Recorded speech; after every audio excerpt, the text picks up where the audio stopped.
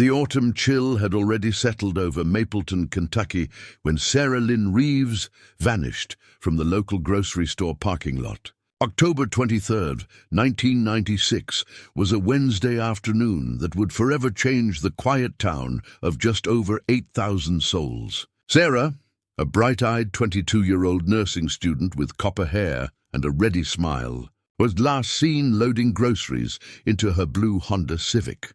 The store's flickering security camera caught only a distant shadow approaching her before the feed cut out. What happened in those next crucial minutes would remain a mystery for the next 25 years, until a stunning revelation shocked the entire community. The person responsible for Sarah's disappearance had been hiding in plain sight all along. Before we jump back in, tell us where you're tuning in from, and if this story touches you, make sure you're subscribed, because tomorrow I've saved something extra special for you. The trees along Highway 61 were just beginning to turn golden when Sarah Lynn Reeves stepped out of Donovan's grocery at 5:42 p.m. The air carried a hint of wood smoke. As the town prepared for the coming winter, Sarah had just finished a grueling shift at Mapleton General Hospital, where she worked part-time while studying nursing at Eastern Kentucky University. Her white sneakers squeaked against the wet asphalt as she pushed her cart toward the blue Honda her parents had given her for her birthday just 3 months earlier. The parking lot was half empty, typical for a Wednesday evening in Mapleton. The overhead lights buzzed, casting pools of yellow that barely pushed back the gathering darkness. Sarah's red jacket stood out against the grey surroundings as she loaded paper bags into her trunk, checking her watch occasionally. She had promised to bring dinner home for her younger brother, who was preparing for a big exam. What happened next was pieced together from scattered evidence and witness statements. A dark green Chevy Blazer pulled up 2 spaces away. Security footage, grainy and distorted, showed only the vehicle's outline and a tall figure stepping out. The camera, positioned poorly, captured just a fraction of the interaction. Sarah appeared to recognize the person, her posture relaxing momentarily. Then the feed suddenly cut out, a power fluctuation that would haunt investigators for decades. At 6:37 p.m., Sarah's mother, Patricia, called the Mapleton Police Department, her voice trembling. "My daughter always calls when she's running late, always. Something's happened to her." Those words began the largest missing person investigation in Hickman County history. Officer James Merritt was first to arrive at the Reeves' modest 2-story home on Sycamore Street.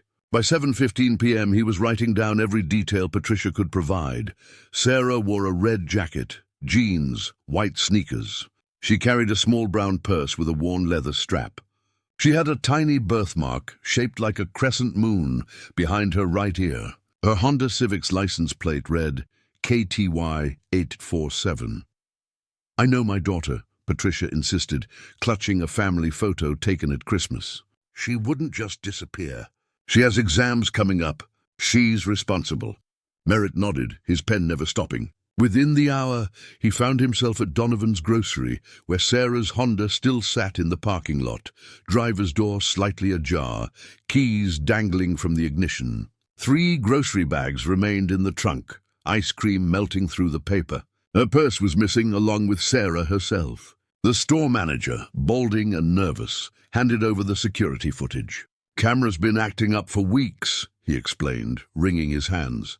"Goes in and out. We've been meaning to get it fixed." By midnight, the parking lot glowed with flashlights as officers combed every inch. Bloodhounds sniffed Sarah's jacket from her closet, following her scent to the edge of the lot, where it vanished completely, likely where a vehicle had been waiting. The night air grew colder as hope dimmed hour by hour. Dawn broke over Mapleton with a pale, sickly light. Word spread quickly in the small town. By 8 a.m., volunteers gathered at the police station. College students, hospital co-workers, neighbors, and strangers touched by the disappearance of a young woman with promising future. They formed search parties, spreading out across Mapleton's wooded areas and abandoned properties. Sheriff Thomas Blackwell, a 20-year veteran with silver hair and deep-set eyes, coordinated from a folding table set up outside the station. Maps covered every surface, marked with red pins, showing areas already searched, and blue pins for areas still waiting. His weathered face betrayed no emotion, but his hands trembled slightly when he thought no one was looking. He had daughters Sarah's age. Patricia and David Reeves sat quietly in plastic chairs nearby, accepting coffee from volunteers they'd known their entire lives. Their son, Alex, 17, handed out photocopied flyers with Sarah's smiling face. The headline read simply, "Missing." By afternoon, the story had reached Louisville and Lexington news stations. Vans with satellite dishes lined Mapleton's main street. Sarah's face appeared on every screen. Reporters interviewed neighbors who all said the same thing. Not Sarah, she was going places. She had plans. At 3:47 p.m., the first significant lead emerged. Martin Cooper, a mechanic at the service station across from Donovan's grocery, approached Sheriff Blackwell with information he'd been hesitant to share. "I saw her talking to a man by her car," Cooper said, voice low. "Tall guy wearing a dark jacket. They seemed familiar, you know, not like strangers." She nodded at something he said, then looked at her watch. "Next thing I know, they're both gone. I figured she'd given him a ride." "Could you identify this man?" Blackwell pressed. Cooper shook his head. Too far away. "But the green Blazer, that I remember, had a dent on the passenger side door." The detail electrified the investigation. A BOLO alert went out for a green Chevy Blazer with passenger side damage. Every patrol car in 3 counties began looking for the vehicle. Blackwell organized volunteers to canvass neighborhoods, asking if anyone had seen such a vehicle in the days before or after Sarah's disappearance. On the evening of October 25th, 2 days after Sarah vanished, her purse was found by hikers in Jefferson Memorial Forest, 30 miles from Mapleton. The contents were intact. Wallet with $43, student ID, lip balm, a novel with a bookmark placed halfway through. But tucked in the side pocket, investigators discovered something chilling, a handwritten note on lined paper. "Don't look for me. I'm going somewhere no one will find me." The handwriting analysis was rushed and preliminary, but experts were suspicious. The slant and pressure points didn't match samples of Sarah's writing from her notebooks. Still, the note cast a shadow over the investigation. Some officers privately wondered if this might be a runaway case after all. Patricia Reeves exploded when Blackwell gently mentioned this possibility. "My daughter did not run away," she said, each word precise and cutting. "She was 3 weeks from finishing her clinical rotations. She had job interviews lined up. She was saving for a trip to Europe next summer." She pointed to the note. And Sarah dots her I's with circles, not points. "That is not my daughter's writing." On day 4, Sarah's face appeared on national news. The FBI sent 2 agents to assist, bringing specialized equipment to enhance the security footage. They managed to extract 3 more seconds of video after the original cutoff, showing Sarah turning toward the Blazer, her expression changing from recognition to confusion. The final frame captured her taking a step backward, arms raised slightly, as if in question or defense. Agent Rebecca Holloway, the lead FBI investigator, established a hotline for tips. Calls flooded in, reported sightings from as far away as Georgia and Illinois, most ultimately leading nowhere. But one caller, anonymous and brief, provided information that only someone with knowledge of the case would know. Check her text messages from the week before. She was scared of someone. Sarah's phone had been found in her apartment, plugged into the charger by her bed. Investigators had already examined it, finding nothing unusual. But Agent Holloway insisted on a deeper analysis, retrieving deleted messages and examining patterns of communication. There, buried among casual conversations about exams and work schedules, they found messages to Sarah's friend Melissa. "He won't stop coming to the hospital when I'm on shift. Says he just wants to talk. I don't like how he looks at me. Maybe I'm overreacting." The messages stopped 5 days before her disappearance. When questioned, Melissa Carter broke down in tears. "I thought she was talking about that guy from her anatomy class who kept asking her out. I told her to be firm with him. I never thought." Her voice trailed off into sobs. The anatomy class student was quickly located and eliminated as a suspect. He had been in Louisville visiting family when Sarah disappeared. But Melissa's information opened a new avenue.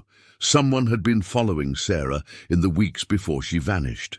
Hospital security footage was reviewed, showing Sarah leaving her shifts over the previous month. In 3 separate instances, the same green Blazer could be seen in the parking lot. The driver remained inside, face obscured, but there was no mistaking the vehicle, the same passenger side dent, visible even in the grainy hospital footage. By the end of the first week, the investigation had compiled a timeline, witness statements, and physical evidence, but still lacked a clear suspect. The green Blazer had seemingly vanished along with Sarah.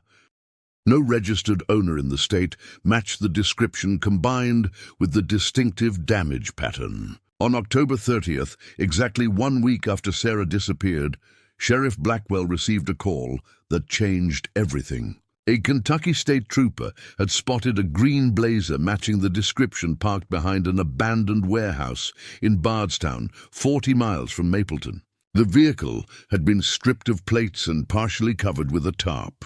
Forensic teams descended on the scene, photographing tire impressions, collecting fibers and fingerprints. Inside the vehicle, they found a single long copper hair caught in the seatbelt clasp. Preliminary DNA testing matched Sarah's profile. In the trunk, a receipt from Donovan's grocery, dated October 23rd, was discovered, along with traces of soil that would later be analyzed. The Blazer's registration had been removed, but the VIN number revealed its owner, William Billy Hargrove, 34, a nurse anesthetist who worked at Mapleton General Hospital, the same hospital where Sarah completed her clinical rotations. Sheriff Blackwell and Agent Holloway pulled Hargrove's personnel file. He had worked at the hospital for 6 years with positive performance reviews. No criminal record. Divorced 3 years earlier, no children. His supervisor described him as quiet, reliable, keeps to himself. When officers arrived at Hargrove's apartment, they found it empty. Neighbors reported he had left suddenly the previous week, claiming a family emergency in Tennessee. His credit cards showed no activity since October 24th, the day after Sarah's disappearance. The manhunt for Billy Hargrove began immediately, his face joining Sarah's on news broadcasts nationwide. His photograph revealed a man with an ordinary appearance. Average height, brown hair neatly combed, wire-rimmed glasses. Nothing about him suggested violence or obsession. But as investigators dug deeper, cracks appeared in Hargrove's carefully constructed facade. His ex-wife, located in Cincinnati, described controlling behavior during their marriage. "He needed to know where I was every minute," she explained, voice still shaking years after the divorce. "He would show up at my workplace unexpectedly. Said he was being thoughtful, bringing me lunch or coffee. But his eyes, they were always checking things. Looking for evidence I'd been talking to someone else. Preparing and narrating this story took us a lot of time. So if you are enjoying it, subscribe to our channel. It means a lot to us." Now back to the story. Computer forensics revealed that Hargrove had searched Sarah's name online dozens of times in the months before her disappearance. His work schedule aligned perfectly with her clinical rotations. He had switched shifts repeatedly to be at the hospital when she was there. Most disturbing was the discovery in his basement.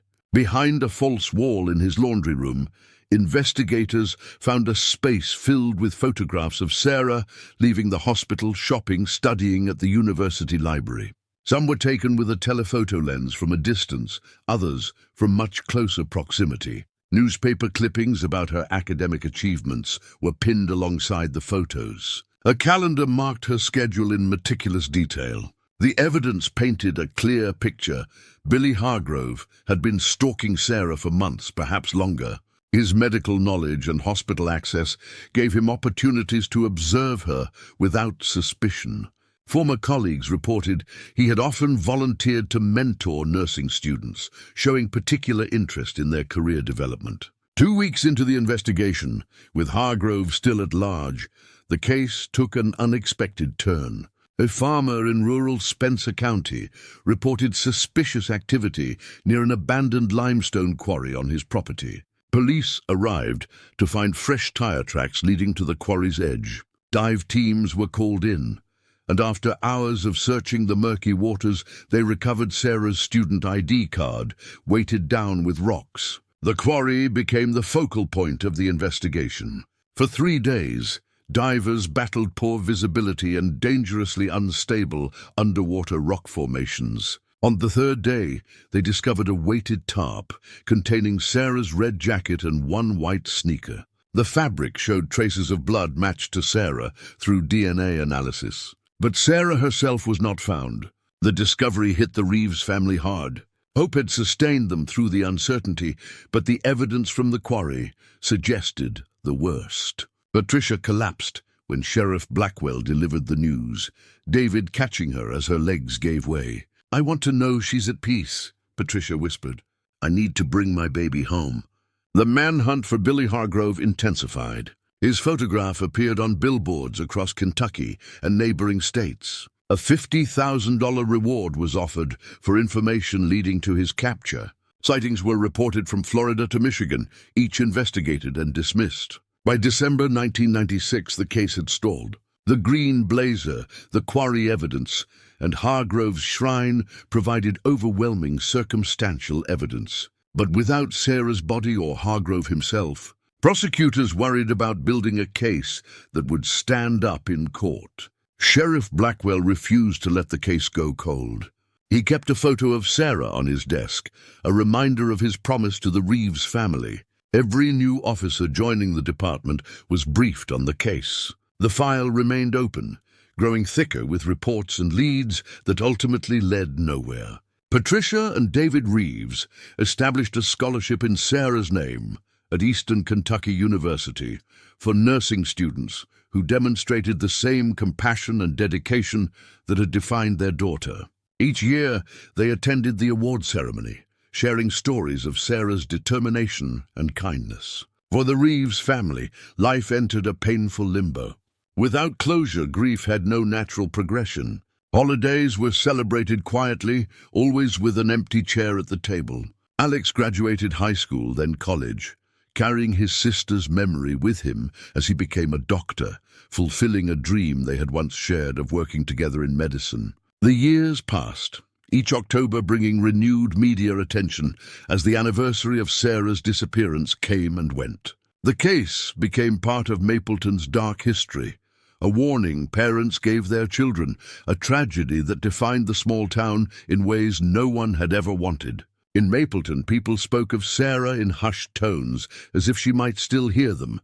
Her favorite bench at the town park bore a small brass plaque with her name. The hospital created a healing garden dedicated to her memory. But for those who had known her, really known her, these gestures provided little comfort against the question that haunted them all. What really happened to Sarah Lynn Reeves on that autumn evening in 1996? The millennium arrived and departed, taking with it whatever remaining hope lingered in Mapleton for quick resolution in the case of Sarah Lynn Reeves. The search for Billy Hargrove had gone cold, his trail vanishing somewhere in the Appalachian foothills of eastern Tennessee, according to the last credible sighting. In March 2000, after 3 years of exhaustive investigation, the FBI officially classified the case as inactive, though not closed. Sheriff Thomas Blackwell, gray hair now completely silver, received the news with quiet resignation. "We're not giving up," he told reporters gathered outside the Mapleton Police Department. "This just means we've exhausted our current leads. Sarah deserves justice, and the Reeves family deserves answers." Behind the brave words, his weathered face betrayed the toll the case had taken. For Patricia and David Reeves, the reclassification felt like losing their daughter all over again. They had lived in suspended grief for years, unable to truly mourn without certainty, yet unable to hope without cruelty to themselves. Their home on Sycamore Street remained largely unchanged. Sarah's bedroom, preserved like a museum exhibit, nursing textbooks still stacked on her desk, a half-finished essay still in her typewriter. Sometimes I sit in her room and pretend she's just at the library studying, Patricia confessed to a friend. Then I remember, and it's like the first day all over again. The new decade brought technological advances that would eventually transform cold case investigations nationwide. DNA analysis became more sophisticated, digital databases expanded, and the internet created new ways to share information. But for Mapleton, these innovations initially seemed to make little difference in the search for Sarah and her abductor. In 2003, 7 years after Sarah's disappearance, Detective Andrea Lawson joined the Hickman County Sheriff's Department. Fresh from the Kentucky State Police Academy, the young officer had grown up hearing about the Reeves case. As a teenager, she had attended the same high school as Sarah, walking the same hallways 4 years later. Though they had never met, Sarah's story had influenced Lawson's decision to pursue law enforcement. During my interview, I told Sheriff Blackwell that solving the Reeves case was one of my goals, Lawson later recalled. He looked at me for a long moment, then opened his desk drawer and handed me a copy of the case file. "Start reading," he said. "There will be a quiz." Lawson devoured the file, studying every witness statement, every photograph, every theory proposed and discarded over the years. She visited each location connected to the case: the grocery store parking lot where Sarah was last seen, the abandoned warehouse where Hargrove's blazer was found, the limestone quarry that held crucial evidence, but not Sarah herself. "I'm trying to see what others might have missed," she explained to Blackwell after a month of research. No disrespect to the original investigation, but fresh eyes sometimes notice different patterns. Blackwell nodded, his expression guarded but hopeful. "Just don't make promises to the family we can't keep. They've been through enough." Lawson began by re-examining Billy Hargrove's life before he became the prime suspect. His personnel file from Mapleton General Hospital contained routine performance reviews and employment history, but little personal information. His nursing school records showed a capable but unremarkable student. Former classmates described him as quiet and intense, but not particularly memorable. The detective focused on his failed marriage, interviewing his ex-wife again in greater depth. Catherine Hargrove, now remarried and living in Ohio, provided troubling insights into the man she had once loved. "Billy was so attentive at first," she explained, "sitting in her suburban kitchen far from Kentucky, always bringing me little gifts, remembering every detail about my day. It felt special until it didn't." She described how his attention gradually transformed into control, checking her phone, questioning her friendships, appearing unexpectedly at her workplace. "After I left him, he followed me to my sister's house in Louisville, just parked outside watching. When I confronted him, he said he was making sure I was safe. And that's when I filed the restraining order." The restraining order had been noted in the original investigation, but Lawson discovered something the earlier detectives had missed. 2 other women had filed similar complaints against Hargrove before he moved to Mapleton, nurses he had worked with in Nashville and Lexington. Neither case had resulted in charges, but the pattern was unmistakable. Lawson created a detailed timeline of Hargrove's movements throughout his adult life, noting a troubling pattern.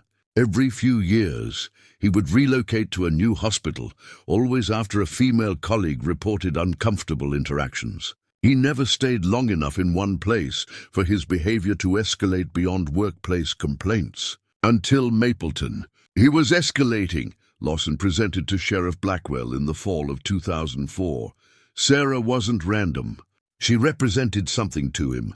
Maybe because she resembled his ex-wife, maybe because she rebuffed his attention. But the stalking behavior we found evidence of in his apartment, that was the culmination of years of boundary testing with other women. Blackwell considered this, tapping his pen against the desk. "Good work, but how does this help us find him or Sarah now?" "Because predators like this rarely stop," Lawson answered. "If Hargrove is still alive, he's likely continued his pattern somewhere else, possibly under a new identity.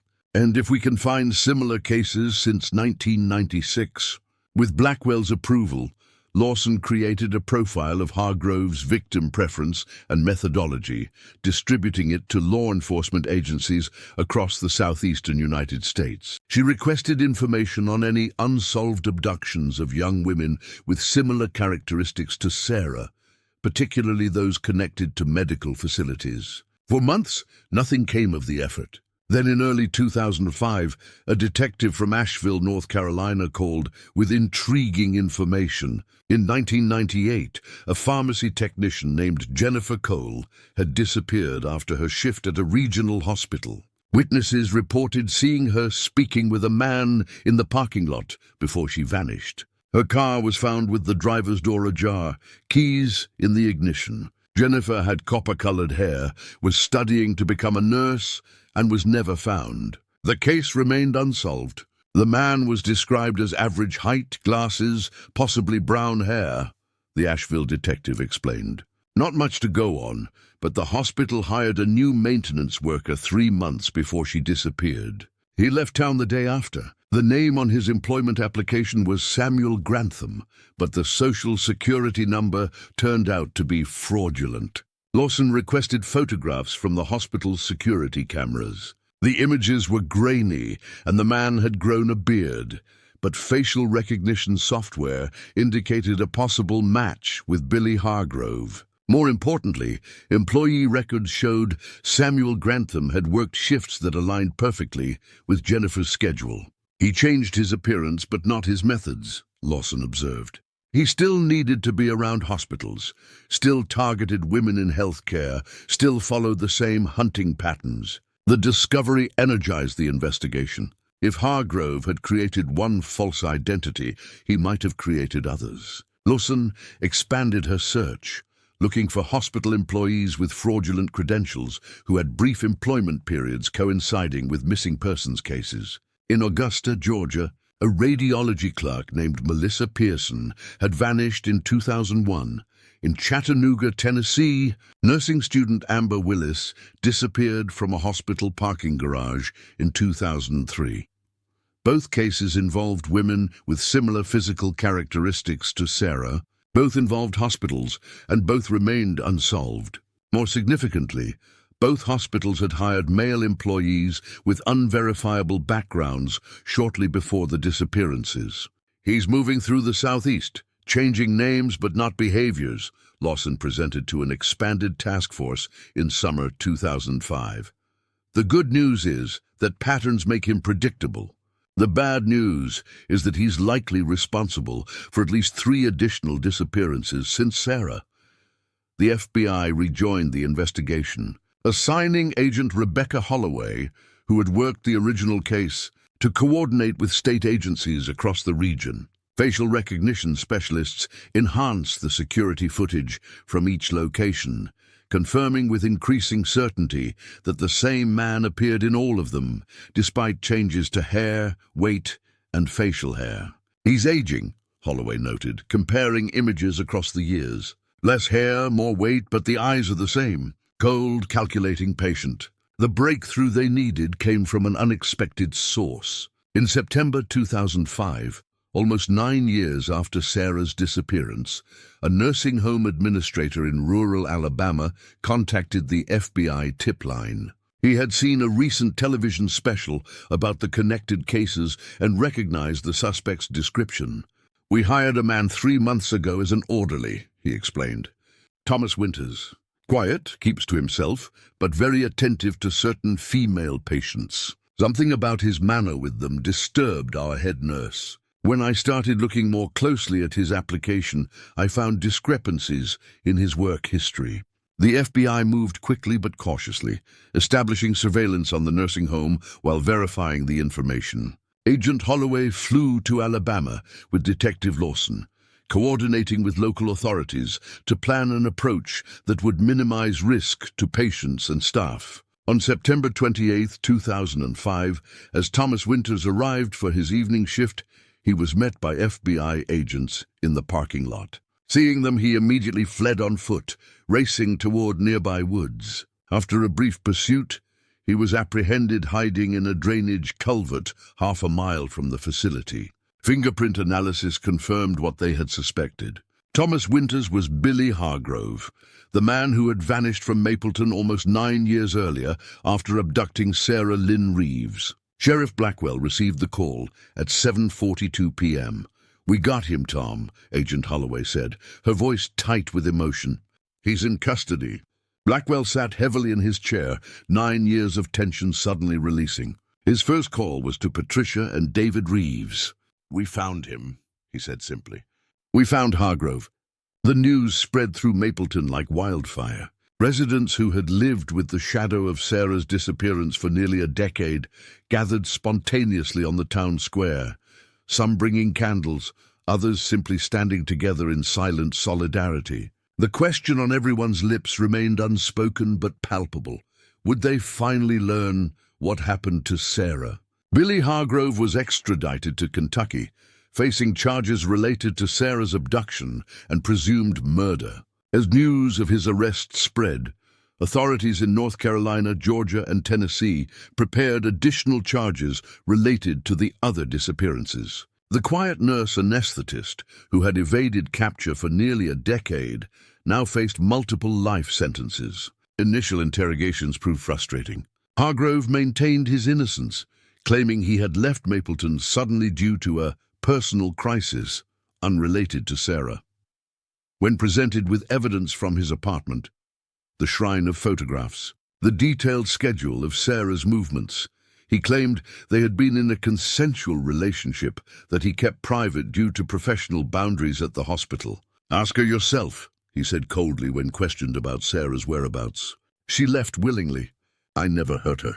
The statement enraged investigators who had spent years piecing together his trail of victims. Detective Lawson, observing from behind the two-way mirror, noticed something others missed. When Hargrove spoke about Sarah, he used present tense. Not "she left willingly," but "she leaves willingly," as if, in his mind, the event was still happening. "He's living in a fantasy world where these women are still part of his life," Lawson suggested to the interrogation team. "Maybe we can use that." The strategy shifted. Instead of confronting Hargrove with evidence of his crimes, investigators began asking about his relationships with the women, speaking of them as if they might still be alive. Hargrove's demeanor changed subtly. He became more engaged, almost eager to explain how he had helped these women escape lives they found unfulfilling. "Sarah understood me," he said during one session, his eyes distant. "She knew we were meant to be together. The others at the hospital were poisoning her against me, filling her head with lies. I had to take her somewhere safe." "Where is she safe now, Billy?" the interrogator asked gently. Hargrove's expression hardened immediately. "I don't have to tell you that." For weeks the pattern continued. Moments of near revelation followed by sudden withdrawal. Psychiatric evaluations determined Hargrove was competent to stand trial, but suffered from severe delusional disorder with elements of erotomania. The pathological belief that another person, usually of higher social status, is in love with him. The prosecution built their case meticulously, gathering evidence from each location where Hargrove had lived under various identities. Financial records showed purchases of tarp, rope, and cleaning supplies in Mapleton the day after Sarah disappeared. Cell phone tower data placed him near the limestone quarry that same night. Former co-workers came forward with accounts of his inappropriate fixation on Sarah. As the trial date approached, the question of Sarah's location remained unanswered. Without her body, prosecutors worried about securing a murder conviction. The evidence of abduction was overwhelming, but proving Sarah's death presented challenges. Detective Lawson refused to give up. She returned to the quarry where divers had found Sarah's jacket and sneaker years earlier. The area had been thoroughly searched at the time, but Lawson wondered if they had been looking in the wrong place. Hargrove was meticulous, organized, she explained to Sheriff Blackwell. Everything he did showed planning.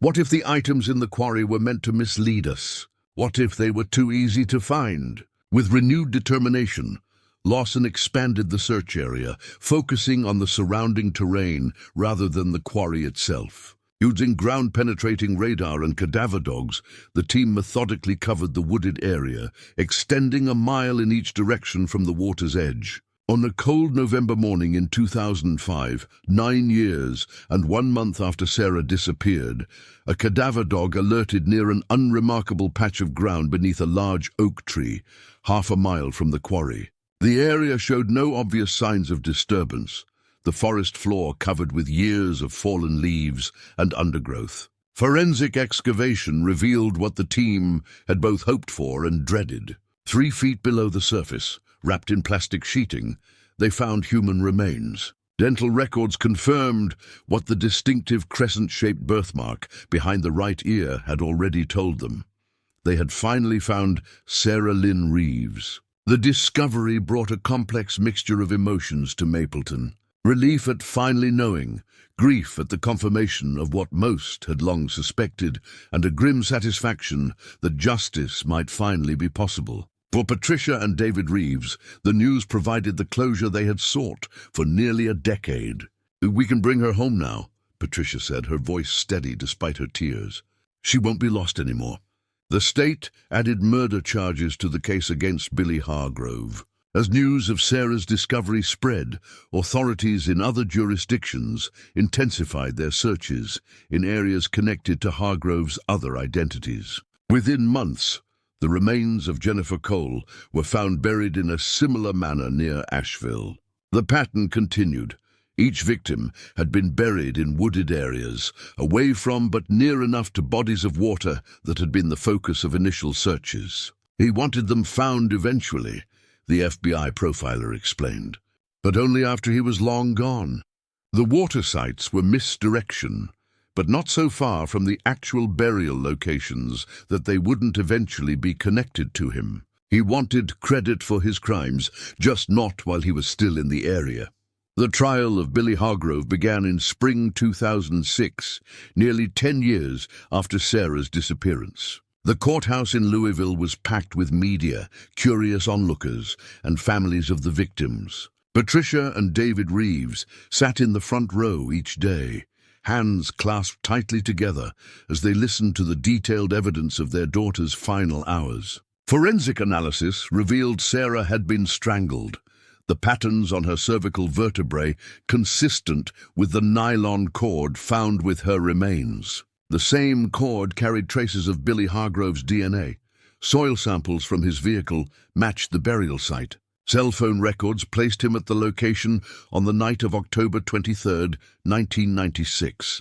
The defense attempted to create reasonable doubt, suggesting the evidence had been contaminated over time or that Hargrove had been framed by someone who knew of his interest in Sarah, but the pattern established by Detective Lawson connecting Hargrove to multiple similar crimes across several states proved devastating to these claims. On April 17, 2006, after 3 weeks of testimony and just 6 hours of deliberation, the jury returned their verdict: guilty on all counts. Billy Hargrove, the quiet nurse anesthetist who had stalked and killed Sarah Lynn Reeves, was sentenced to life imprisonment without the possibility of parole.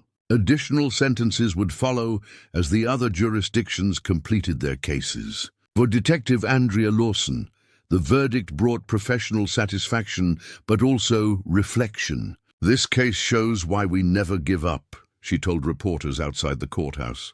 "Time doesn't diminish our commitment to finding the truth."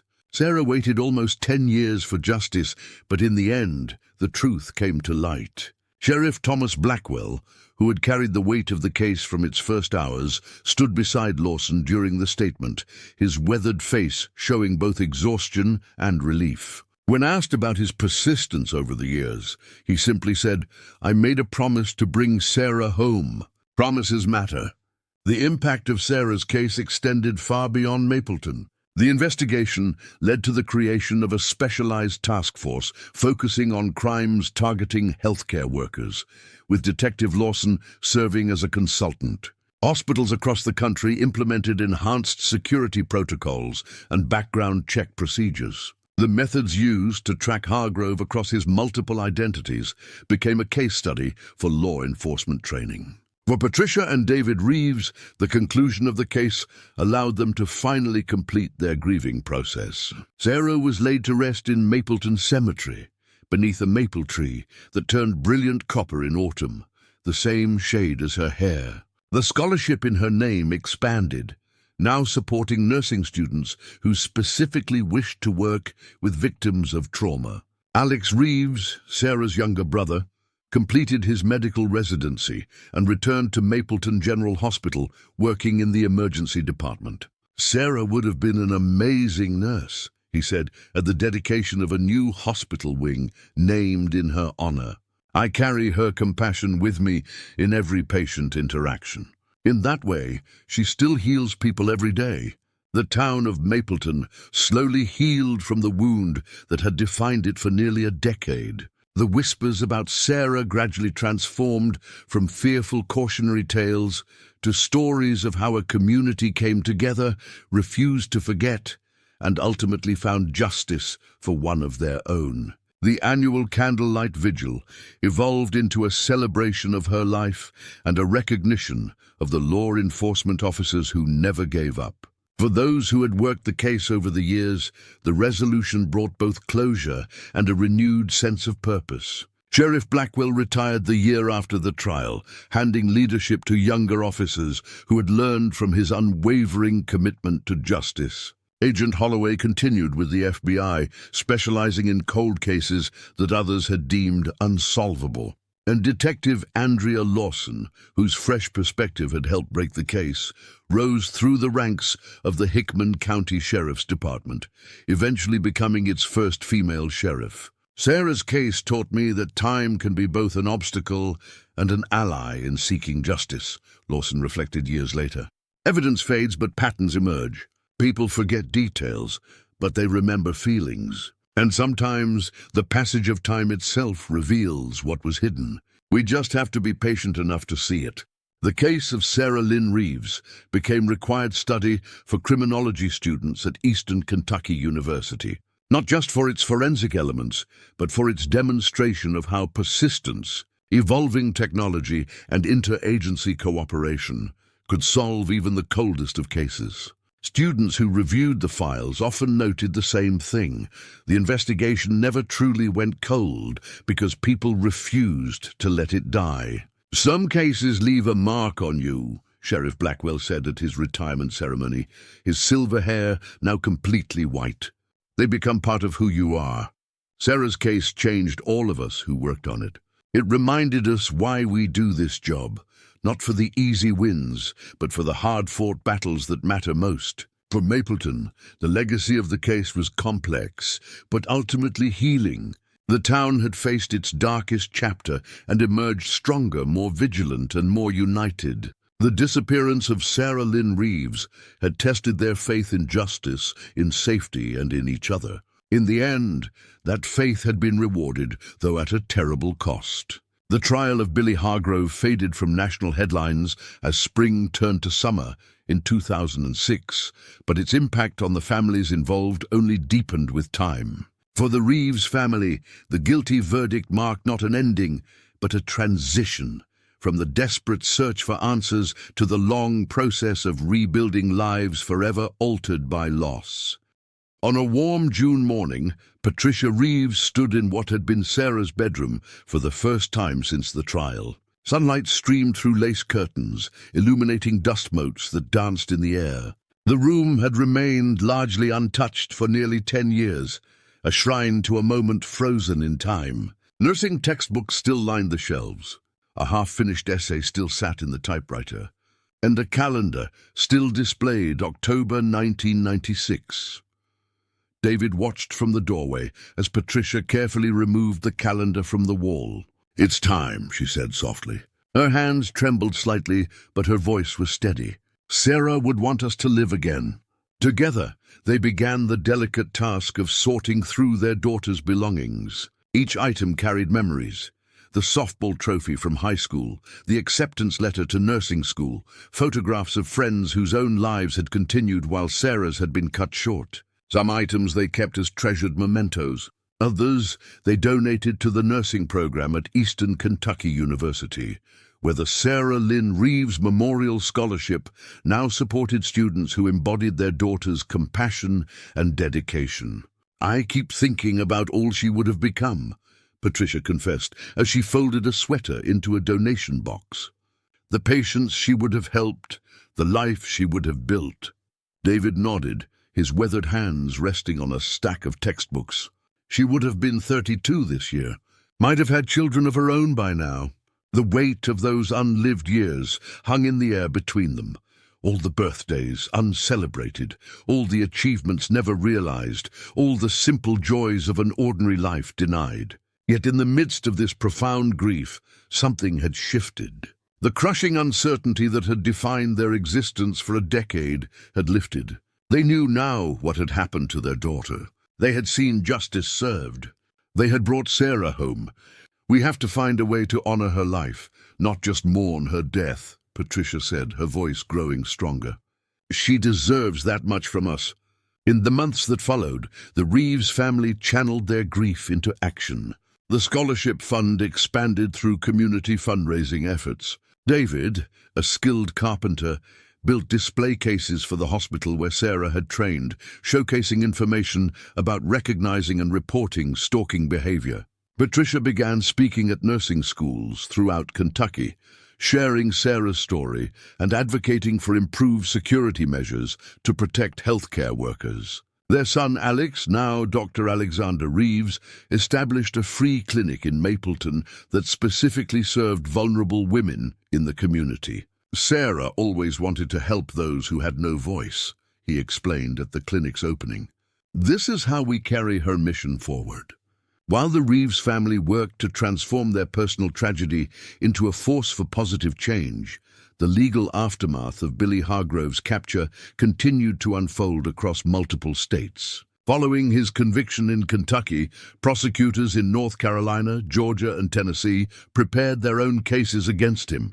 Evidence collected from Hargrove's various residences under different identities linked him conclusively to the disappearances of 3 other young women. Detective Andrea Lawson, whose methodical investigation had been instrumental in capturing Hargrove, was invited to consult on each case. Her expertise in identifying the pattern that connected the crimes proved invaluable as prosecutors built their cases. "These aren't separate crimes committed by the same person," she explained during a conference for law enforcement in Atlanta. "They're chapters in the same story, a story Hargrove was writing about himself as some kind of savior or protector of these women. Understanding his delusion is key to understanding the evidence." The discovery of Jennifer Cole's remains near Asheville, North Carolina, led to additional murder charges. Similar searches near hospitals, where Hargrove had worked under false identities in Georgia and Tennessee, eventually located the remains of Melissa Pearson and Amber Willis. In each case, the pattern remained consistent: young women in healthcare, buried in wooded areas near water sources that had served as misdirection during initial searches. By early 2007, Billy Hargrove had been convicted in all 4 jurisdictions, receiving consecutive life sentences without the possibility of parole. The man who had eluded capture for nearly a decade would spend the rest of his life in prison. For the families of Hargrove's other victims, Sarah's case had provided the breakthrough that finally brought them answers. During the various trials, they formed a support network, united by a tragedy no one should have to endure. Patricia Reeves maintained contact with these families, particularly Jennifer Cole's mother, who had searched tirelessly for her daughter for 8 years. "No one else can truly understand what this feels like," Patricia told her during a quiet lunch between court sessions. "To spend years not knowing, then to finally learn the truth, it breaks you apart and puts you back together differently." "Do you think it ever stops hurting?" Jennifer's mother asked, tears welling in her eyes. Patricia considered the question carefully. "No," she finally answered, "but you learn to build a life around the hurt. You find purpose in it or you let it consume you. Those are the only choices we have." In law enforcement circles, the Hargrove case became a landmark example of how seemingly isolated crimes could be connected through behavioral patterns rather than physical evidence alone. Detective Lawson's approach to the cold case, focusing on the perpetrator's psychology and methodology rather than just the physical crime scene, influenced how similar investigations were conducted nationwide. Traditional evidence degrades over time, Lawson explained during a training seminar at the FBI Academy in Quantico. Fingerprints fade, DNA breaks down, witnesses move away or pass away.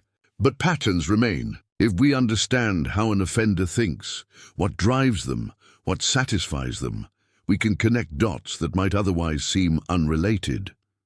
The seminar room was filled with investigators from across the country, many working their own cold cases that had languished for years. They took notes as Lawson outlined the methodical process she had used to track Hargrove across state lines and multiple identities. Most importantly, never assume a case is truly cold, she concluded. Inactive, perhaps, challenging, certainly. But as long as someone remembers, as long as someone cares enough to keep asking questions, there's always hope for resolution. Among the attendees was Agent Rebecca Holloway, who had worked the original investigation in 1996 and rejoined when new evidence emerged. After the seminar, she approached Lawson with a thoughtful expression. "When I first met the Reeves family, I promised we wouldn't give up," Holloway said. "I meant it at the time, but after years passed with no progress." She shook her head. "You reminded all of us why those promises matter." Lawson nodded, understanding the weight such promises carried. "The hardest part of this job isn't the long hours or the disturbing crime scenes," she replied. "It's looking into the eyes of a family whose world has been shattered and telling them we'll find answers, knowing those answers might take years or might never come at all." The recognition of Lawson's work extended beyond professional circles. In fall 2007, nearly a year after the conviction, she received the Kentucky Governor's Award for Excellence in Law Enforcement, specifically citing her innovative approach to cold case investigation. The ceremony in Frankfurt was attended by the families of all 4 victims, standing together as Lawson accepted the honor. This award belongs to the families who never stop believing their loved ones deserve justice, she said during her acceptance speech. To Patricia and David Reeves, who kept Sarah's memory alive for 10 years. To the families of Jennifer Cole, Melissa Pearson, and Amber Willis, who endured the same unimaginable weight. Your persistence inspired ours. As Lawson returned to her seat, Patricia Reeves embraced her, whispering, "Sarah would have been so grateful for your determination." The case continued to generate wider impacts throughout the healthcare system. Hospitals across the country reviewed their security protocols and background check procedures. Many implemented new safety measures, specifically designed to protect staff in parking areas and during late shifts. The American Nursing Association developed a comprehensive stalking awareness training program, incorporated into standard orientation for new nurses. At Mapleton General Hospital, where Sarah had trained and where Billy Hargrove had worked, the changes were particularly significant. The facility installed enhanced lighting and security cameras throughout the campus, established a mandatory escort service for night shift employees, and created a dedicated security position to verify the credentials of all new hires. What happened to Sarah exposed vulnerabilities we never wanted to acknowledge, explained the hospital administrator during the unveiling of these measures. Healthcare workers focus so intently on caring for others that they sometimes neglect their own safety. We're committed to ensuring that no one else experiences what Sarah did. The ripple effects extended to the education system as well. Eastern Kentucky University expanded its criminal justice program to include specialized courses on stalking behavior and cold case investigation techniques. Detective Lawson occasionally guest lectured, bringing real-world experience to academic theory. During one such lecture in spring 2008, a student raised her hand and asked, "How did you stay motivated for a case that had been cold for so many years? Didn't it seem hopeless at times?" Lawson considered the question thoughtfully before responding. "Hope and hopelessness aren't fixed states. They're choices we make daily. When I first looked at Sarah's case, I didn't see a decade-old mystery that would never be solved. I saw a young woman whose story wasn't finished, a family still waiting for answers, and evidence that hadn't yet revealed all its secrets." She paused, looking out at the classroom of students who would soon enter law enforcement themselves. "The most important quality in this work isn't brilliance or even persistence, though those matter. It's empathy. The ability to care about the victim as a person, not just a case number. That's what sustains you through the long hours and the dead ends." As the years passed, Mapleton gradually shed the shadow that had defined it for so long. The town would always remember Sarah Lynn Reeves, but her story was no longer whispered as a cautionary tale of unsolved mystery. Instead, it became a testament to justice, delayed but not denied, to a community that refused to forget, and to the power of dedicated individuals to uncover truth, no matter how deeply buried. On the 10th anniversary of Hargrove's conviction in 2016, Mapleton dedicated a healing garden at the hospital where Sarah had trained. The centerpiece was a bronze statue depicting a young nurse with outstretched hands, not modeled directly after Sarah, but embodying the spirit of compassion and care that had defined her brief life. Patricia and David Reeves, now in their 70s, attended the dedication ceremony. Patricia's once auburn hair had turned completely silver, and David walked with the assistance of a cane.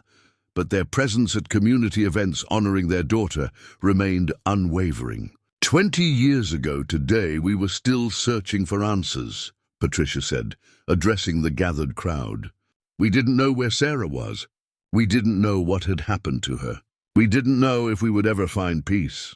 She glanced at her husband, who nodded encouragingly. That uncertainty was its own kind of prison.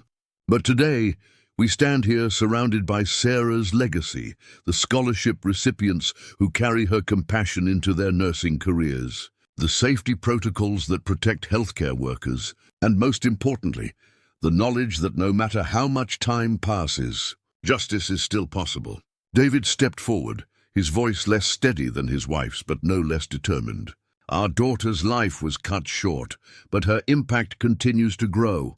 Every time a nursing student graduates with help from her scholarship, every time a hospital worker makes it safely to their car because of improved security, every time a cold case investigator refuses to give up, Sarah's spirit lives on." Among the attendees at the ceremony were faces both familiar and new. Sheriff Thomas Blackwell, long retired but still a respected figure in Mapleton, stood with his successor. Agent Rebecca Holloway had traveled from Washington for the occasion. Detective Andrea Lawson, now Captain Lawson and head of a specialized cold case unit for the state police, had brought several of her team members to witness the long-term impact of their work. Also present were several young women who had received the Sarah Lynn Reeves Memorial Scholarship over the years, now working nurses themselves. They formed a line behind Patricia and David, each placing a white rose at the base of the statue, a symbol of the lives of service that continued Sarah's legacy. After the ceremony, Captain Lawson approached the Reeves family. Though they had maintained contact over the years, their meetings had become less frequent as the case receded into history and their lives moved in different directions. "I often think about Sarah," Lawson said quietly. "Not just the case, but who she was, who she would have become." Patricia smiled, the lines around her eyes deepening. "We do too. But I've come to believe that who she was matters more than who she might have been. 22 years of kindness, determination, and compassion, those aren't erased by what happened. They're amplified by how we choose to remember her." David nodded, his weathered hand squeezing his wife's. For years, all we could see was the loss. Now we can see the legacy too. The conversation was interrupted by a young woman in hospital scrubs, approaching hesitantly. She introduced herself as Rebecca Martinez, one of the recent scholarship recipients now working in the emergency department under Dr. Alexander Reeves. "I just wanted to thank you," she said, addressing the Reeves family with emotion in her voice. "Not just for the scholarship, but for turning something so tragic into something that helps others. Sarah's story, your story, is why I became a nurse. To make a difference, even when it's difficult." As the young nurse spoke, Patricia felt the familiar ache of loss, but alongside it was something else, a quiet pride in the continuing ripples of her daughter's life. Sarah would never grow older, never achieve the goals she had set for herself, never experience the full measure of an ordinary life. But her story had inspired others to pursue those same goals, to embody the same compassion, to live with the same purpose. Later that evening, Patricia and David sat on their porch swing, watching the sunset paint the sky in shades of pink and gold. Their home on Sycamore Street had changed over the years. Rooms redecorated, furniture replaced, photographs of grandchildren added to the walls. Only Sarah's room maintained elements of its original state, though it was no longer the untouched shrine it had once been. Now it served as a thoughtful memorial, with selected keepsakes displayed, alongside information about the scholarship and the safety initiatives created in her name. "Do you think we've done right by her?" David asked softly, the question that had haunted them for 20 years. Patricia was silent for a moment, considering. "I think we've done the best we could with an impossible situation," she finally answered. "We kept her memory alive. We made sure justice was served. And most importantly, we've tried to create meaning from meaningless tragedy." She reached for her husband's hand, their fingers intertwining with the easy familiarity of decades together. "Sarah wouldn't want us to live in grief forever. She'd want us to find purpose in it." David nodded, his eyes misting as he gazed at the darkening sky. She always did see the best in difficult situations. As night fell over Mapleton, the town settled into its evening rhythm. Lights glowed in windows. Families gathered for dinner. Hospital shifts changed as day turned to night. The ordinary patterns of life continued, as they always do, even in places marked by extraordinary events. At Eastern Kentucky University, a nursing student stayed late in the library, studying beneath a plaque bearing Sarah's name and image. At Mapleton General Hospital, staff members used their key cards to access the newly secured parking area, walking beneath improved lighting to their vehicles. In the state police headquarters, investigators worked on other cold cases, applying techniques refined during the search for Sarah's killer. The story of Sarah Lynn Reeves and the 20-year journey from disappearance to justice had become part of Mapleton's identity, not defining the town, but informing its values, its priorities, and its understanding of both human darkness and resilience. For those who had lived through those years of uncertainty, who had participated in the searches, who had waited alongside the Reeves family for answers, the experience had left an indelible mark. They had witnessed how quickly ordinary life could be disrupted by violence, how years could pass without resolution, but also how persistence could eventually uncover truth and bring a measure of peace. The case had demonstrated that justice, while sometimes delayed, was still possible, that no matter how cold a trail might become, dedicated investigators could still follow it to its conclusion, that a family's unwavering belief in their right to know the truth could sustain them through the darkest times, and perhaps most importantly, that a community could come together not just in the immediate aftermath of tragedy, but for the long journey toward healing and resolution. In Mapleton Cemetery, Sarah's grave remained a place of quiet reflection. The headstone, simple yet elegant, bore her name, the dates of her brief life, and below them words chosen by her parents. Her story continues in acts of compassion and the pursuit of justice. Beside the grave, fresh flowers appeared regularly, left by family members, former classmates, scholarship recipients, and sometimes by the investigators who had never forgotten the young woman whose case had shaped their careers and their understanding of what justice truly meant. The Kentucky wind whispered through the maple trees overhead, their leaves turning copper and gold in the autumn light, the same rich color as Sarah's hair. In that peaceful place, surrounded by evidence of a life remembered and a legacy honored, the promise made by Sheriff Blackwell 20 years earlier had finally been fulfilled.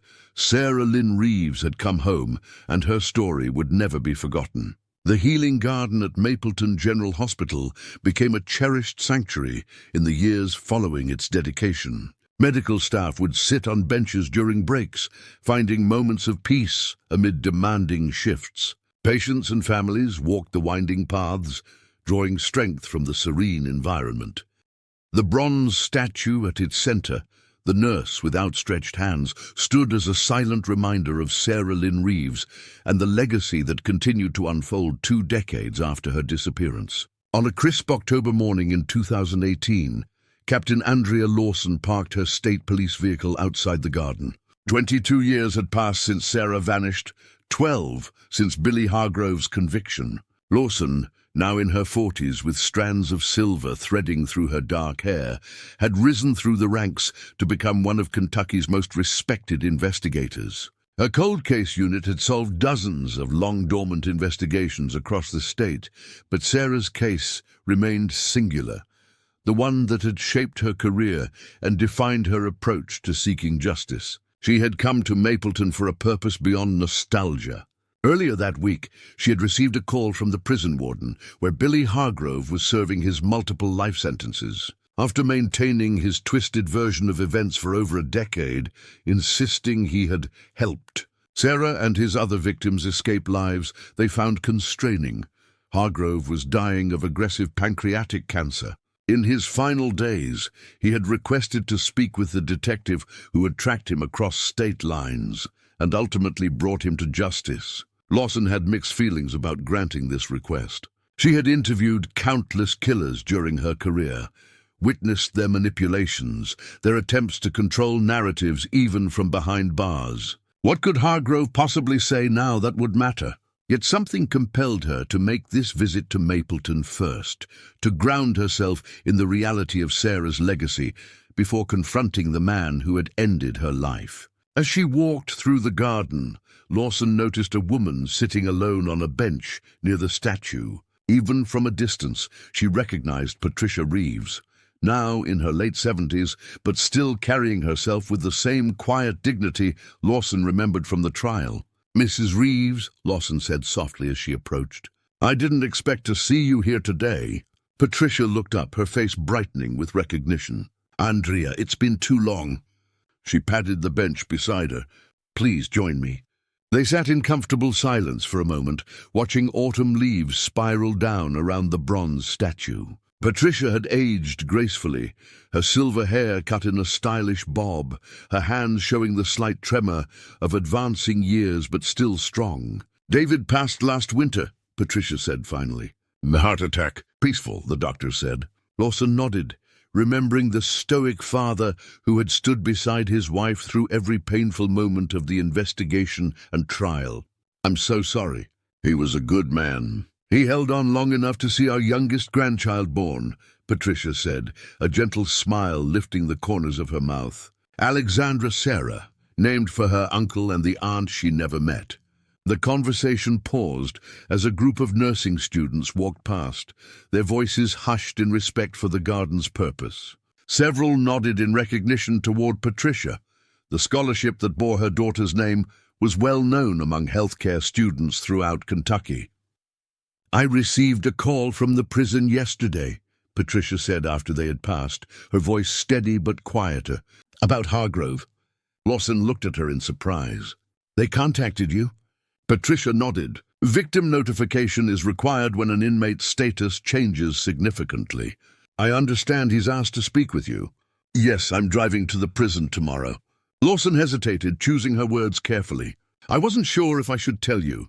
I didn't want to reopen old wounds." Patricia's laugh was gentle but carried a hint of irony. "Andrea, these wounds never fully closed. They've scarred over, certainly. We've built lives around them, but they're part of who we are now." She turned to face the detective directly. "Will you go?" Lawson nodded. "I think I have to.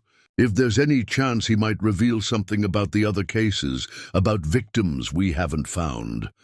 That's why I came here today, Patricia said, gesturing to the garden around them.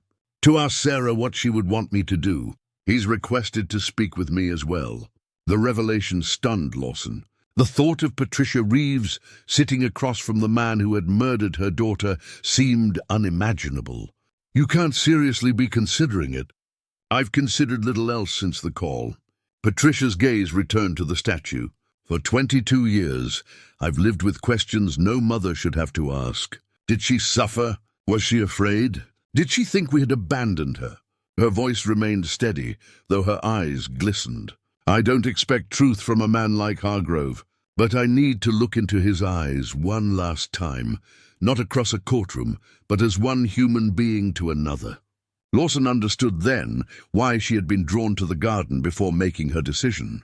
Like Patricia, she was seeking guidance from Sarah's memory, from the young woman whose life had been taken, but whose legacy continued to affect so many. If you decide to go, Lawson said carefully, I'll be there with you. The prison hospital wing was clinically stark, the antiseptic smell unable to fully mask the underlying scent of illness and confinement. Billy Hargrove, once an imposing figure who had stalked and terrorized young women across multiple states, was now diminished. His frame gaunt, skin yellowed from liver failure, tethered to monitors that beeped steadily in the background. Lawson entered first, her posture professional but guarded. She had interviewed countless criminals throughout her career, but Hargrove was different. The calculating predator who had evaded capture for years while continuing his pattern of violence. The man whose psychological profile had helped her understand how killers could hide in plain sight. Captain Lawson, Hargrove said, his voice raspy but still carrying that unsettling calm she remembered from interrogations. You've aged well. Success must agree with you. She ignored the attempted familiarity. You requested this meeting, Hargrove. I'm here because there might be others we haven't found yet. Families still waiting for answers. He smiled thinly.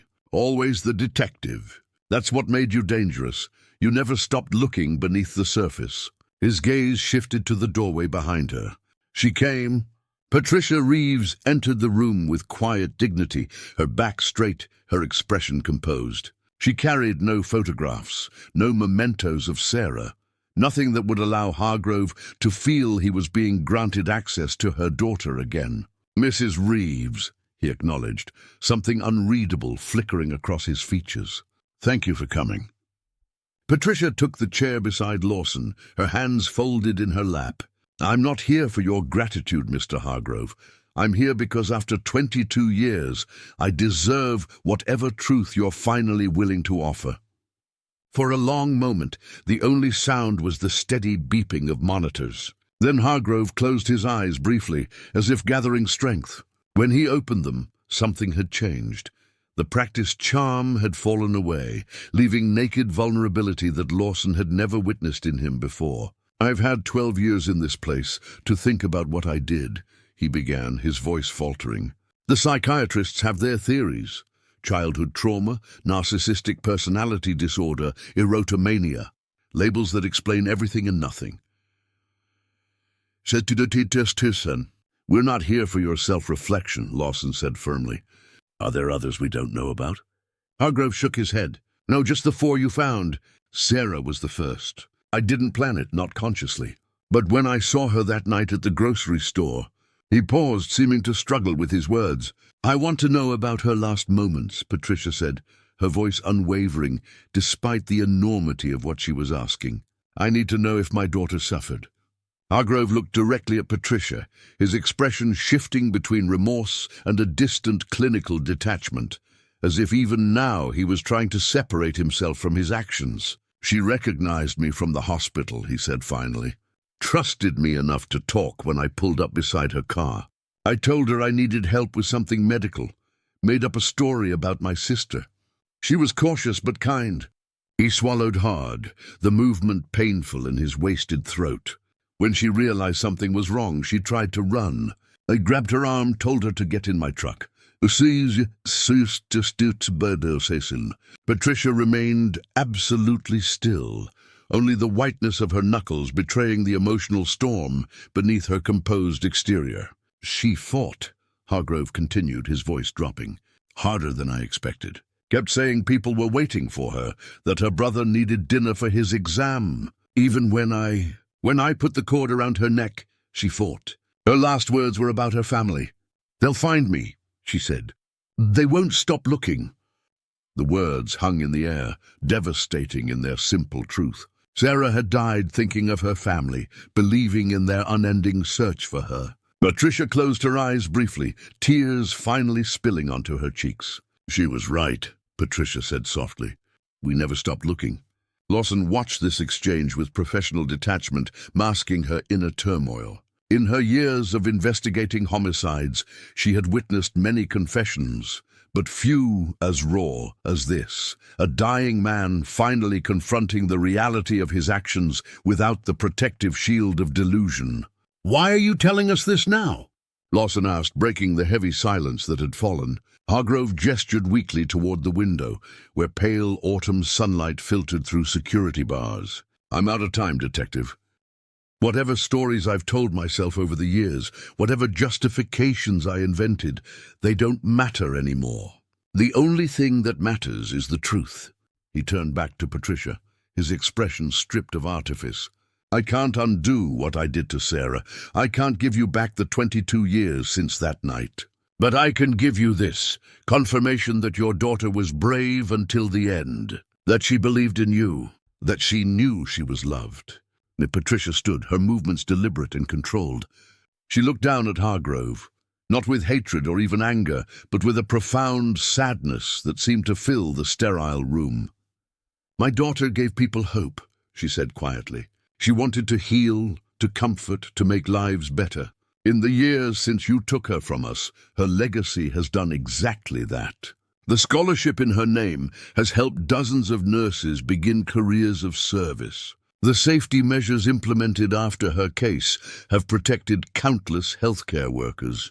The investigative techniques refined during your capture have solved other cold cases, bringing closure to families like mine. She leaned slightly closer, her voice unwavering. You thought you were erasing Sarah when you took her life. Instead, you magnified her impact beyond anything she might have accomplished in one lifetime. That is what I choose to carry forward from this room, not your confession, not the details of her final moments, but the knowledge that her spirit proved stronger than your violence. With that, Patricia turned and walked from the room, her back straight, her steps measured. Lawson remained only long enough to confirm there were truly no other victims before following. She found Patricia in the visitors' waiting area, standing by a window, her composure intact, but tears flowing freely now. You didn't have to hear that, Lawson said softly. No mother should have to hear those details. Patricia wiped her cheeks with a tissue. I've imagined worse every day for 22 years, Andrea. The reality, however painful, is finally something I can place in the past. Not forget, never forget, but perhaps now I can truly begin to heal. They walked together to the parking lot, the autumn air crisp after the stale atmosphere of the prison. Before they parted, Patricia took Lawson's hands in hers. When you first reopened Sarah's case, you told me you couldn't promise results. Do you remember what I said to you? Lawson nodded. You said that trying mattered as much as succeeding. That knowing someone still cared enough to look for Sarah was itself a kind of comfort. And it was, Patricia affirmed. But what you gave us went far beyond effort. You brought Sarah home. You helped us transform our grief into purpose. For that there can never be enough gratitude. Billy Hargrove died 3 days later, his confession standing as his final communication with the world. The news barely made headlines outside of Kentucky. A footnote mentioning the passing of a convicted murderer who had once terrorized multiple states. For the families of his victims, the notification brought neither joy nor sorrow, merely a quiet acknowledgement that a painful chapter had finally concluded. At Eastern Kentucky University, the fall semester was in full swing. The nursing program had grown significantly over the years. attracting students from across the country. Among the new cohort was a young woman named Maya Jenkins, the latest recipient of the Sarah Lynn Reeves Memorial Scholarship. Maya had researched the scholarship's namesake thoroughly before applying. She had read newspaper archives about Sarah's disappearance, studied the safety protocols implemented after her case, and even visited the healing garden at Mapleton General Hospital. But her understanding deepened significantly when Patricia Reeves herself requested to meet all scholarship recipients at the beginning of the academic year. They gathered in a small conference room on campus. 5 young nursing students from diverse backgrounds, united by their commitment to healthcare and by the scholarship that would help them achieve their goals. Patricia, accompanied by her son, Dr. Alexander Reeves, spoke not about the tragedy that had taken Sarah, but about the values that had defined her life. "My daughter believed that compassion was as important as clinical skill," Patricia told them. She saw nursing not just as a career, but as a calling, a way to be present for people during their most vulnerable moments. Maya raised her hand tentatively. "Mrs. Reeves, if you don't mind my asking, how did you find the strength to create something so positive from such a terrible loss?" Patricia considered the question thoughtfully. "There were many dark days when strength was the last thing I felt. But gradually, I came to understand that there were 2 paths before me. I could remain consumed by grief and anger, or I could channel those powerful emotions into creating meaning." She gestured around the table. "Looking at all of you, the nurses you will become, the lives you will touch, I know we chose the right path. Sarah lives on in every patient you will care for, every moment of compassion you will offer." The following day, Maya joined her classmates for their first clinical rotation at Mapleton General Hospital. As they walked from the parking area, well lit and monitored by security cameras installed in the wake of Sarah's case, she noticed a woman in a police captain's uniform standing near the healing garden, in conversation with an older officer whose silver hair and weathered face suggested years of service. "That's Captain Lawson," her clinical instructor whispered. "The detective who solved the Reeves case. She still visits the garden sometimes, especially around the anniversary." Maya watched as the officers stood in respectful silence before the bronze statue. Though too distant to hear their words, she could sense the weight of shared history between them. The younger officer who had refused to let a cold case remain unsolved, the older one who had taken the first report on that rainy night so many years ago. That evening, Maya found herself drawn to the garden after her clinical hours. The autumn light was fading, casting long shadows across the peaceful space. She sat on a bench near the statue, reflecting on everything she had learned about Sarah Lynn Reeves and the far-reaching impact of her shortened life. A gentle voice interrupted her thoughts. "It's powerful, isn't it? Seeing how one life can affect so many others." Maya looked up to find Captain Lawson standing nearby, her expression thoughtful. "I was just thinking about that," Maya admitted. "About how Sarah's story led to all these changes in hospital security, in how cold cases are investigated, in providing opportunities for students like me." Lawson nodded, taking a seat beside her. "When I first reopened the case, I was focused on finding answers, solving the puzzle, catching the criminal. Those things mattered, of course. But over time, I've come to believe that the most important outcome wasn't the conviction, but the connections formed because of it."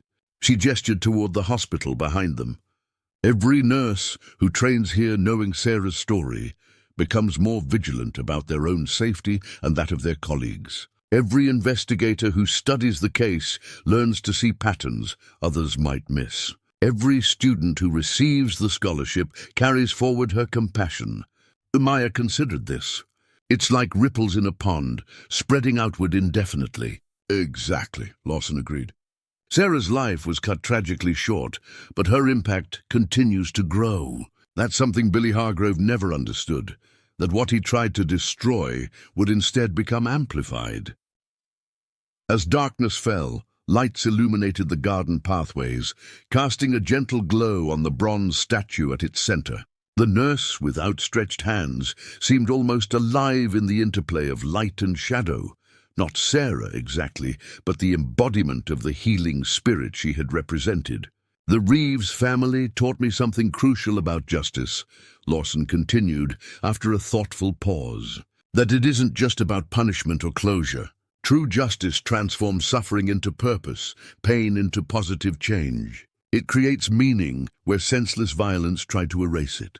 Maya nodded, understanding dawning in her expression. Is that why you still visit here? To remember that purpose? Partly, Lawson acknowledged.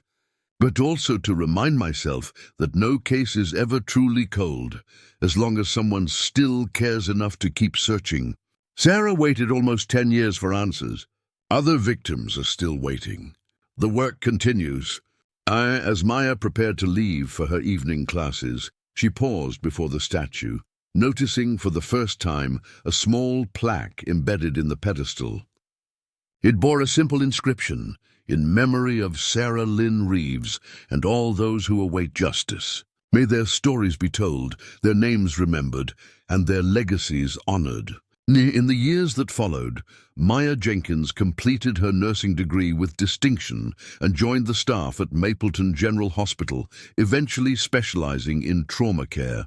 She became part of a new generation of healthcare workers who understood both the importance of their calling and the vigilance required to protect it. The Sarah Lynn Reeves Memorial Scholarship continued to grow, expanding to support students at nursing programs throughout Kentucky. Patricia Reeves, well into her 80s, still participated in the selection process, looking for candidates who demonstrated not just academic excellence, but the empathy and compassion that had defined her daughter. Captain Andrea Lawson went on to establish one of the most successful cold case units in the country, training investigators in the methodical techniques that had broken the Reeves case. Her approach, focusing on behavioral patterns and leveraging advances in technology to re-examine old evidence, became standard practice in law enforcement agencies nationwide. And in Mapleton, the healing garden flourished season after season. Cherry trees bloomed in spring, roses perfumed the summer air, maples turned brilliant copper in autumn, and evergreens stood sentinel through winter. The bronze statue at its center remained a constant reminder of how a community had transformed tragedy into lasting purpose. For those who knew the full story, who remembered the rainy night in 1996 when a young nursing student vanished from a grocery store parking lot, who recalled the years of searching and the eventual path to justice, the garden represented something profound. The enduring truth that even the coldest cases can be solved when someone refuses to let the flame of memory be extinguished. Sarah Lynn Reeves had once hoped to heal patients throughout a long career in nursing. Through the unexpected legacy created from her tragedy, she had instead helped heal an entire community, and beyond that, had changed how justice was pursued for countless other victims who might otherwise have been forgotten. In the quiet moments of reflection that the garden invited, visitors often found themselves considering not just what had been lost, but what had been created from that loss, the ripples of positive change still expanding outward, touching lives that Sarah herself would never know, but who would forever be connected to her story. Up next, you've got 2 more standout stories right on your screen. If this one hit the mark, you won't want to pass these up. Just click and check them out.